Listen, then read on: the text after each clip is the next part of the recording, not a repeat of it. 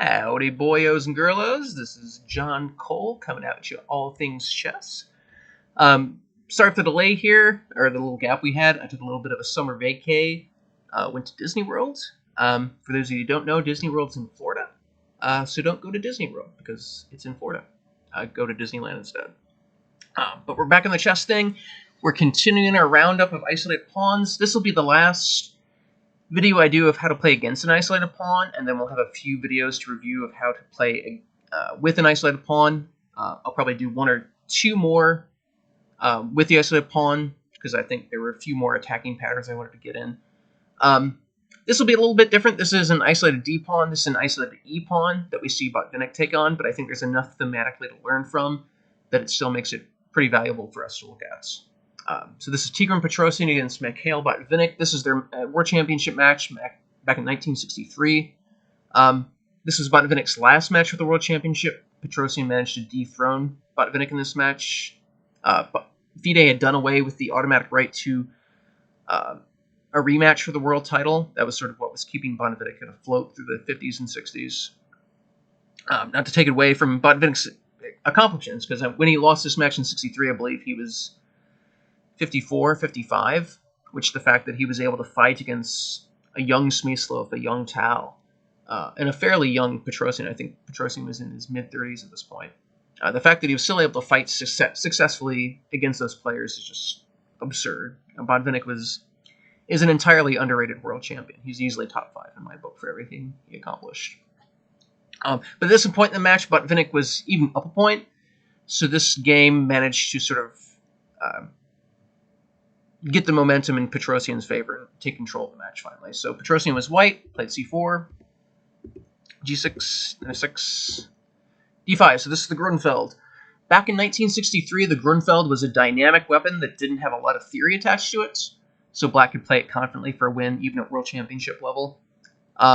Nowadays, there is so much theory attached to the Grunfeld that playing it at a top level, or even like my 2400 level, it's just incredibly difficult. If you're fighting a theoretically prepared player on the black side of the board, it's going to be hard to get any sort of dynamism out of the position.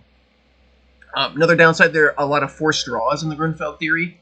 So if you're playing in a weekend Swiss, you're trying to win with black because you're looking to win the tournament. You don't want forced draws in your opening repertoire. You can't have something like that. I personally switched to the Nimzo Indian just because there's less forced draws.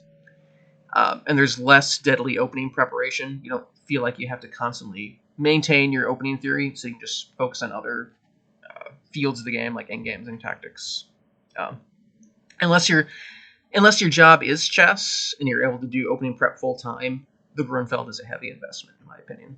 But back in 1963, it was still terra incognito, so you could play it confidently as black. Knight f3. Main line, in my opinion, is the exchange. And this position is what makes it firmly a hypermodern weapon. Black allows white to create this incredibly strong center. He's got the pawn pairing in d4, d4, with even a pawn on c3 supporting everything.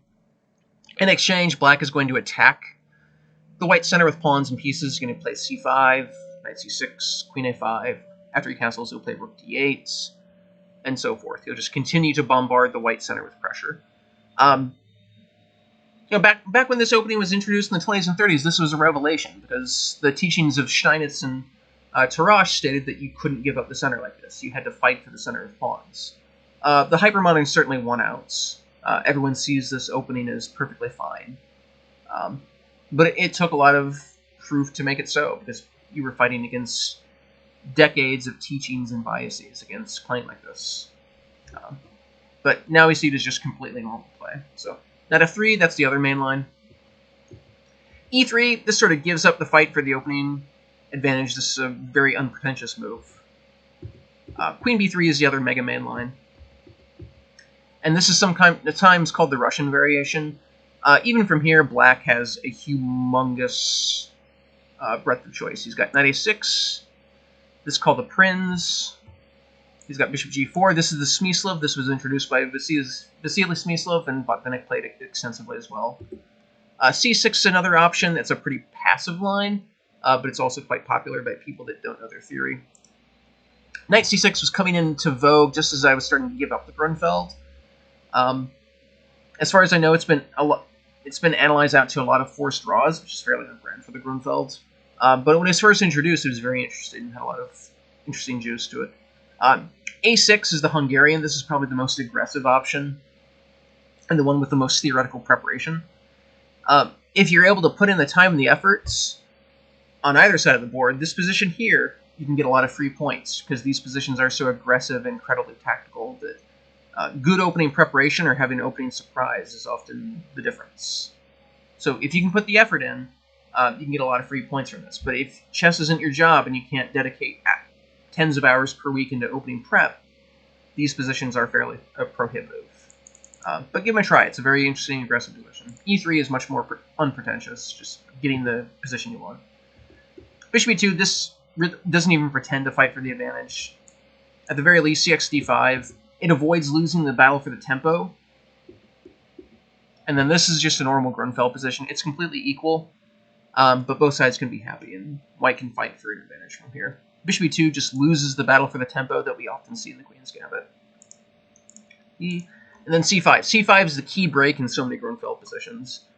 If black can achieve c5 comfortably, and in most positions he's going to be doing perfectly fine. And here, black is doing perfectly fine. D5, and another example of a potential isolated queen-pawn position. This would be theoretically equal, but I would say practically better for black. Here, the bishop on g7 is just perfectly placed to bombard the isolated pawn on d4. In so many positions, we see that the light-squared bishop was a problem piece for black against the isolated queen-pawn. Here, that's solved immediately. So black is doing perfectly well here, and practically this will be a more difficult position for whites. D5, in my opinion, is better just because it takes up space in the center and avoids that weakness. E6, this is a very surprising choice from Botvinnik. This takes on an isolated pawn in a situation where he's not forced to at all, and it takes on a situation where queens are coming off the board immediately. That should be sort of a warning sign that you're not making the correct choice. The point of an isolated pawn is to play aggressively, to keep queens on the board, gain aggressive play, and get counterplay against the enemy king or some side of the board. When queens are coming off the board just instantly, it's harder to generate that play. You still can, but it's harder to. Generally, when you're playing against the isolated pawn, one of the priorities is to get pieces off the board, and one of those often is getting the queens off, where you don't have to worry about a mating attack anymore. The queens come off instantly, so I think e6 is a mistake. Bishop g4 is just so much more natural, just continuing development. Castle, a6, threatening to get the queenside pawns moving to b5, so white stops that. And knight b to d7. This position is just completely equal, in my opinion. The pawn on d5 does a service. It gobbles up some central space, but look at that Grunfeld bishop on g7. It's got a completely unobstructed diagonal all the way down. That is a very happy piece. None of black's pieces are really bad. Black has a lot of natural moves to continue. You can think about knight e5, or you can play knight b6 to put more pressure on the d5 pawn. This is just a nice position for black. He's really doing perfectly fine here. E6 just gives white a weakness to play against for free, with no worries about a mating attack. So take. This is all pretty much forced. And that's a good position to assess. So we've got an isolated pawn at e6. As usual, the squares in front of the pawn are the target squares, especially since white doesn't have an open file to the isolated pawn. He's not going to have the usual play that we see against an isolated pawn, where you line up your major pieces to bombard the weak pawn. But one of his goals is going to be to occupy one of the squares in front of that weak pawn, because it can't be shooed away. A normal maneuver in this position would be something like knight g5 and then knight e4. And then that knight e4 can't be shooed away because there's no pawn on the d or f file. So this is just a slightly better position for white, and it's hard for black to do anything about it because the queens are off. There's no mating attack against the white king. The white king being a little bit more developed is actually a bonus here, just because we're heading towards that ending. And that weak e-pawn is the only feature of the position that matters. Now, it's the only weakness, so black is still well within the drawing margin. Black can still hold this. But when your weakness is the only cogent feature of the position, that means you're stuck on your heels, and you're going to have to put on your hard hat and do some defending work. So this is white playing for 2 results only. He's never going to lose his position, and he gets to squeeze for free. You really don't want to be playing chess like that. This is not what you want to do as black. You want to get a position where you at least have some counter chances. Here, black is just suffering for free, which is not good. Knight c6, this is a very routine move. 2 moves I looked at. Knight a6, this is a game that was covered by Kasparov in his great predecessor series. Here, his coverage was a little bit superficial. I felt like his analysis was far too long in some places and far too short in some critical moments like here.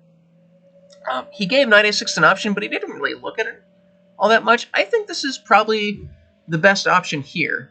So it looks a little bit more wonky than knight c6, but it puts the knight on a different track for 2 important reasons. A, he can put it on c5 after a pawn push to c4, which is a little bit more aggressive. More likely, the knight can drop to c7, where it does 2 things. It protects the isolated pawn on e6, and also helps support a pawn push to b5. You don't want to be defending passively. You want to try to generate counterplay wherever you can. Black has a queenside majority. He's got these 3 queenside pawns. White only has 2. So it's in black's interest to try to get those pawns moving up the board, generate counterplay, and to generate a pawn for queening. A knight coming to c7 fulfills the defensive job of guarding the pawn, but also the offensive job of pushing to b5. So, my opinion, knight a6 is a very nice move here. Just one potential line. a4, stopping b5. b6, that's best. If you play a6, that's a basic positional mistake. After a5, this one pawn is immobilizing these 2 pawns, so you don't have a queenside majority anymore. And then this pawn in c5 is now a weakness, because it can't be guarded by b6. So black plays b6 first. I think white still has a symbolic advantage. But black has a clear plan here. He has a clear plan of playing something like a6 and b5, getting those queenside pawns moving, and trying to generate counterplay. Plus, the knight in c7 is a very good piece. It looks passive, but the fact that it's defending the e6 pawn takes away a lot of the point of the knight in g5. You want to be defending your weaknesses, and that knight's not really all that passive. It's fulfilling a counterplay role by supporting b5 as well. So this is still a little bit worse for black, but he's doing fine. h6 is given by Kasparov. He says this is a clear draw. I just don't think that's the case. And I think Petrosian would have loved to play against this move. Kasparov only gives knight d2. Having looked at Petrosian's games so much, I think he would have played knight e5 without really frowning too much about it. Petrosian loved to generate pawn weaknesses and to invoke pawn moves. Petrosian was fond of saying that pawns can't move backwards, which is a simple statement, but also has some depth to it. The pawn in h6 can't move backwards, so suddenly this g6 pawn is a little bit tender. Black has to choose how to take care of this obvious but also slightly difficult threat. If he moves king h7, this is suddenly a little bit complicated for black, because that knight in c4 is very, very strong, and that king in h7 was basically a wasted move. I think white is definitely much better here. So g5 is probably best. But after bishop d2, I don't think it's fruitful to give a long variation here, because it is still such an open-ended position. But I think provoking the move g5 is a gain for white, because after a well-timed h4, he's going to have to make a hard choice. He's going to either take on an isolated g-pawn, which will be another weakness for white to attack, which is what you want in an ending. You want to generate at least 2 weaknesses to play against. That's the principle of 2 weaknesses.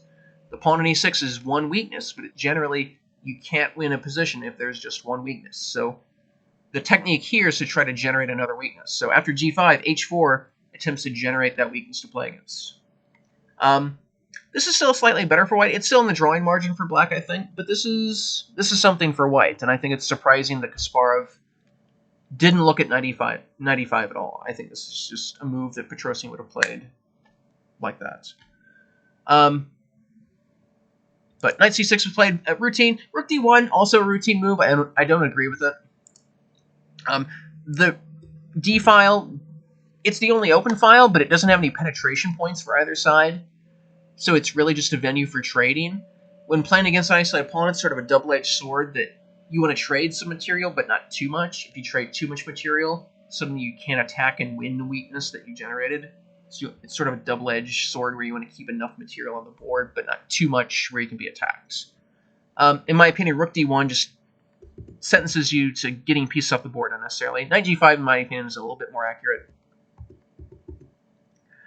And yeah, this is pretty much in line with every position we're going to see in this game. White's slightly better. That's just going to be the story for every position we look at. There's going to be variations within those where White's a little bit better than otherwise.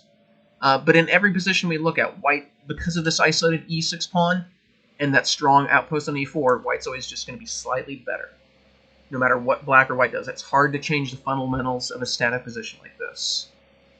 But the fact that Black can't trade pieces off to ease his defensive task makes it a little bit worse for Black. White wants to keep at least some pieces on the board to make the attack work. So after knight x4, White can continue to push. He can try to generate another weakness on another part of the board, and Black will just have to defend passively. So Rook d1, it's not bad, but just a little bit inaccurate technique-wise. So pieces come off the board, not necessarily the worst thing, but it makes it a little bit harder to win weaknesses. Rook e8. Knight c4. b6 is probably a bit more accurate, and this is a line that Kasparov gives. The bishop on e7 is actually a little bit more useful than on g7 because it helps support the c5 pawn, so it makes achieving b5 a little bit more useful. And it covers the internal weakness on d6. Whenever you're playing against a strong knight like that, it's very useful to have a bishop lined up in this configuration where it covers all the penetration squares of the knight. So that bishop on e6 is a little bit more useful. Again, it doesn't change the fundamentals of the position. White is slightly better here, just because you've always got that isolated pawn, you always got that knight on e4, but this is a little bit easier for Black to handle. Just a quick aside, especially in the computer era, we've seen how wide the drawing margin is for positions like this and positions in general. When two human beings, even top grandmasters, are playing each other, they'll think that the fatal error in the game occurred much earlier in the game than it actually was. And then they'll look at the game later through an engine, and they actually had way more defensive chances than they thought. I don't think chess is a draw by force, but I think computers have proven how difficult it is to get outside that drawing margin and get to a winning position with proper play, even starting from a position of strength like this for White. This is slightly better for White, but I think with proper play, Black is always going to draw this. But we are playing a practical game. It's going to be two human beings, flawed carbon creatures, playing each other and making mistakes. That's the beauty of chess. So when you start with a position of strength like this, you're not saying that you're going to win with proper play. You're saying that your position is easier to play, and it's much more likely that your opponent's going to lose based on being a human being, which is part of the beauty of chess. So knight c4 isn't it necessarily... It just takes you a little bit further outside the drawing margin than you should be. So knight c4, again, that knight is beautiful on e4. That's the basis of White's advantage. b6, rook b1, necessary move. He wants to get this bishop developed.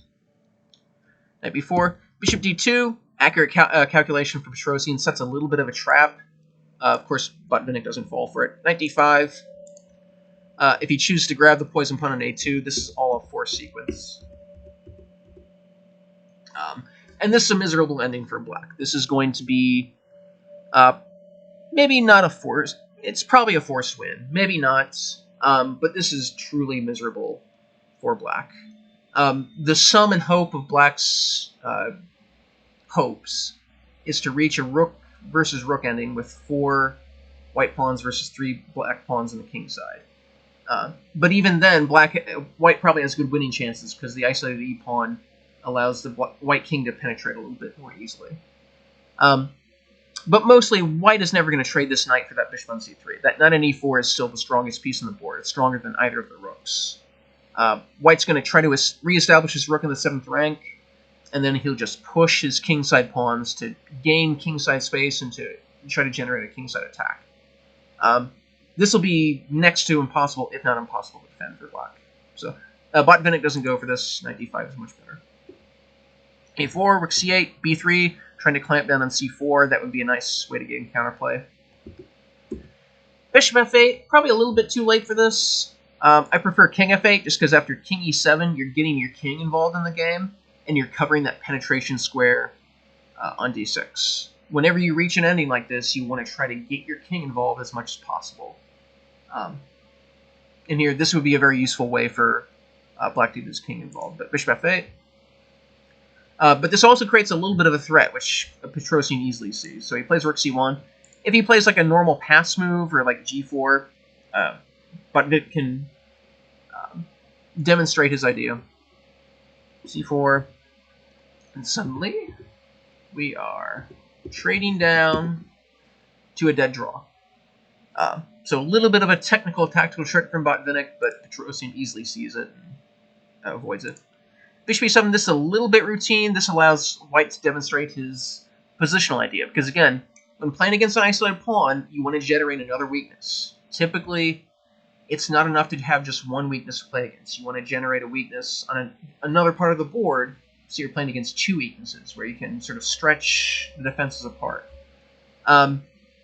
Here, white's idea is to play b4 at an opportune time, that pawn break to try to pressure the c-pawn, to either create a fully isolated pawn or an artificially isolated pawn. Tal recommended a6 instead of bishop e7, which is, in my opinion, the best move. He's planning counterplay with b5, but he's also targeting that pawn break with b4. So if white plays b4, which is a mistake in my opinion, c4, and this is completely equal in my opinion, because black played a6, we got to trade pawns off the a file. Now this pawn in b5 is a weakness. It's not guarded anymore. So that's an eternal weakness that white has to guard. That by itself just makes it an equal position. White's never going to be able to make progress with having that weakness on b5 to guard. So knight g5 is better. Just trying to continue to squeeze. And white has a small but real advantage here. You know, his knight on e4 is still the best piece on the board, but this is progress for black. He can dream about achieving b5 and getting some counterplay on the queen side. He can dream about getting his rook to the a file after achieving b5. These are real achievements from black, whereas bishop e7, it's stuck in a passive mindset. You don't want to be in a passive mindset when playing endings. You want to look for active counterplay. Never play passively. Always go for as much counterplay and activity as you can. And bishop e7 is sort of two passive mindsets. So b4, achieving that pawn break. c4. I mean, black could play this a little bit differently, but in my opinion, this is just way too passive. This is... Now you've got a fully isolated c-pawn. So c4, in my opinion, is completely correct. b5, king f7. This is truly too late to develop the king, and it's far too passive. Bishop a3 is much more combative and correct. So rook c2, c3, dumping the pawn off the board, but to achieve counterplay. You want to get your pieces active in an ending. Don't suffer for material. It's better to be down a pawn with an active rook than equal material, but with a completely passive position. Always go for activity. Bishop x, rook c4. So hitting the knight on e4 and hitting the pawn on a4. And white still has a symbolic advantage because that knight on e4. But that weakness on b5, and that knight on d5 isn't chopped liver either. But especially that weakness on b5 means that it's going to be incredibly difficult or impossible for white to convert. That weakness on b5 is very real. And it's going to be hard for white to make progress because of that weakness. So this is probably a fairly comfortable draw for black. Whereas king f7 is just way too passive. So bishop c3 is stopping any c3 tricks. Now it's fully blockaded. Bishop a3. Bishop e4. King e7. So again, this is just... this is a move condemned by Kasparov, and he calls it the decisive mistake. I disagree. I mean, it's hard to... I'm disagreeing with Kasparov again, which probably puts me at risk of being fairly wrong. But I just think this is such a static position where it's hard for the fundamentals of the position to really change.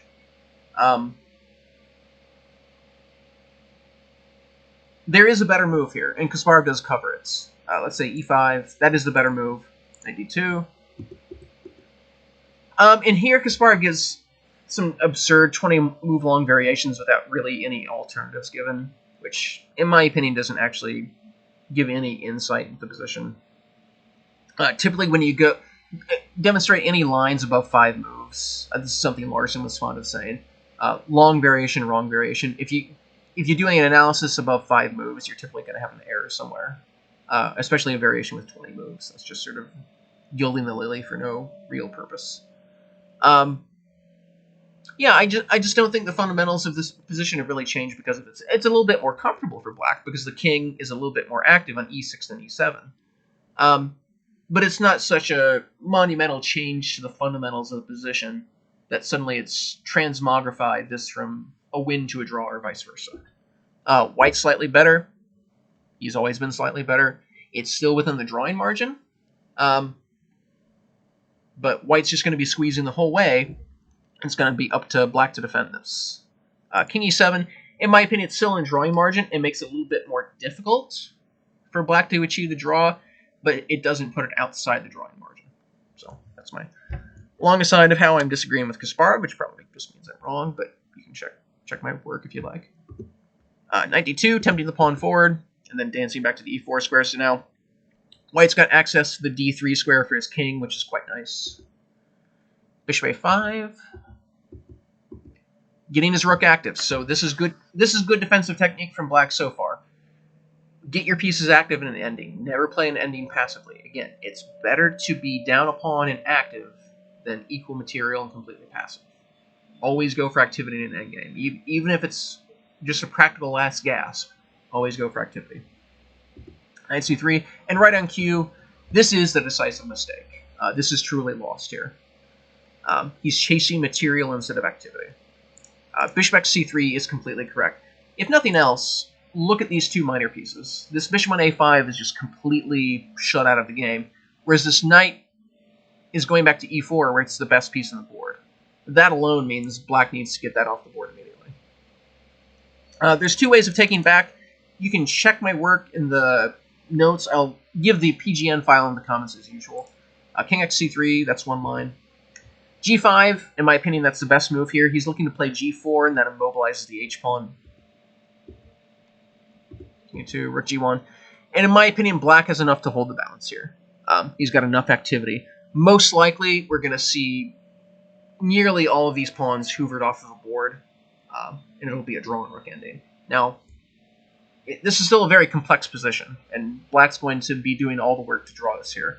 But the fact that black is so active and not passive means that this is a far better try than rook h1. Always choose activity over passivity in the ending. So rook h1, this truly is the decisive mistake. So knight e4, Petrosian doesn't give Botvinnik a second chance. That bishop on a5 is the worst piece on the board now, and that knight on e4 is just a powerhouse. He doesn't care about the h-pawn. King d4. It's sort of poetic that both the knight on e4 and the king coming to e5 are made possible by the fact that this pawn is isolated and can't control either of those squares. That's sort of the poetic positional justification for all of White's play. It's sort of a nice little chess piece. Sometimes chess is beautiful. And it's beautiful to see how a Petrosian converts this. In my opinion, this is just as aesthetically pleasing as any Cal combination. King d7. g3. It's not theoretically the best move, but practically I think it's the best in-game technique from Petrosian. One amusing, more accurate line is knight f6. I'll just give this briefly. And rook f7. And this does reach a winning position more quickly and efficiently. But this isn't how you want to be playing endings. When you're playing an ending and you have a static advantage, you want to keep the fundamentals of the position unchanged and keep the variance as low as possible. You want to squeeze as quietly as you can. Just slowly improve your position. Don't go suddenly rushing off into tactical adventures. Correct endgame technique is just hold on with an iron fist and just slowly squeeze. It is the case that knight f6 works here, because you reach this, after 6 moves, you reach this nice winning tactic. But it's almost a tactical accident of the position that it does work. You don't want to be relying on tactical accidents to win your endgames for you. You want to be relying on good, solid endgame technique. G3 is that solid endgame technique. Just takes the pawn out of harm's way. The king's going to come to e5, and white will continue to squeeze. This is exactly how you want to play your endings. Bishop e4. Now 6. this sort of king penetration. If you get this sort of king penetration ending, you're winning. Just flat out. There's no way for black to survive this sort of king penetration into his kingside pawn structure.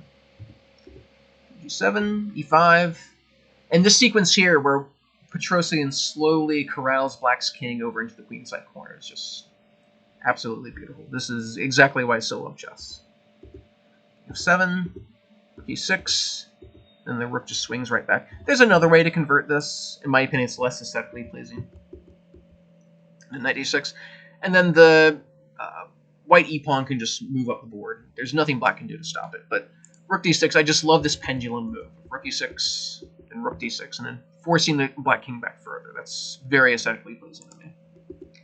King E8, then rook C6 again. The encirclement continues. The fact that Petrosian is doing this with such limited material is really gorgeous. This is really the basis for why I think endgames are so beautiful. This is a really beautiful sequence. D1, knight G5. So now it's coming with a couple different threats. He's threatening knight X8-7, just snapping off the material. Also just threatening knight E6 and winning the bishop on C7. And black has no good response. King G8, and here Botvinnik finally resigned, because there's no response to either knight E6 or just starting to gobble up the black kingside pawns. Really gorgeous game from Petrosian. Really, the key to the position was much earlier. Really, the key is this choice here. This is a completely comfortable position for black. And it's strange that Botvinnik made this choice, because he was even up a point in the match. There was no reason for him to be groveling for a painful draw. And you don't want to be groveling for a painful draw to begin with. This is such a natural and aggressive way for black to continue. But I think any natural Grunfeld player in a normal situation would play this without really thinking at all. But E6 just, it takes on an isolated pawn in a situation where the queens are coming off the board so quickly that you're not going to be generating activity in exchange for the isolated pawn. Now, black is still within the drawing margin. I think the game of chess is a game of draws, but we are carbon-based creatures, and when you're playing a passive position where you're defending a weakness, that practically puts you in the position where you're going to be making further mistakes. It's hard to play those sorts of passive defensive positions without messing things up even more. And it's much easier to be on the offensive. You want to be in the position where you're setting the tone of the game and creating threats and creating pressure. You don't want to be back on your heels defending. So E6, it's still in the drawing margin, but there's no reason to put yourself in that situation. The fact that he's taking on an isolated pawn in this situation where queens are coming off the board so quickly, where he's not generating any active play, that's exactly this scenario you don't want with an isolated pawn. I thought Petrosian's play had some warts at time, but he maneuvered his piece in front of the isolated pawn. That's exactly what you want to do. And then he started to maneuver to create a second weakness. It's never enough to just have the one weakness. You want to generate the second weakness. And as soon as he was able to isolate at c-pawn, again, we're still in the drawing margin here. But the fact that black suddenly has this other weakness to deal with means it's practically harder for black to play this. That's part of the beauty of chess, is that it starts out as a draw, and then the human beings decide what happens from there. So the fact that Petrosian was able to generate that second weakness and then grind it out from there is really gorgeous. And this is a textbook example of what you want to do when you achieve that isolated pawn. You want to staple it down as a weakness and then generate a second weakness to create even more play for yourself. So, excellent game from Petrosian. Tomorrow we're going to start up a review of how to play with the isolated pawn, so it's going to be a lot more aggressive play. There are a couple of classic attacking examples that I just never got around to looking at when we reviewed the isolated pawn's virtues the first time around. But my name is John. Good to talk to you all again. We'll see you all tomorrow.